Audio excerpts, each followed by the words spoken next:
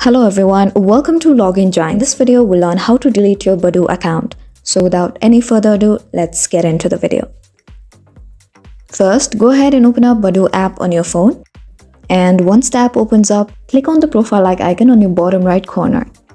Now click on the gear-like icon which is on the top right of your profile, which is your setting icon. And once the setting page opens up, click on the account option. Now you'll see there's a delete account option on the very bottom of your screen. Tap on delete account.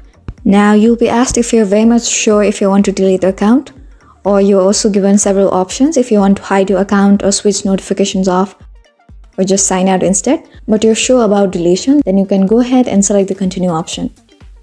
And now select a reason why you want to delete the account and then continue. With this, your account would be deleted. We hope you find this video helpful. Please make sure to hit the like button and subscribe to us for more helpful tutorials.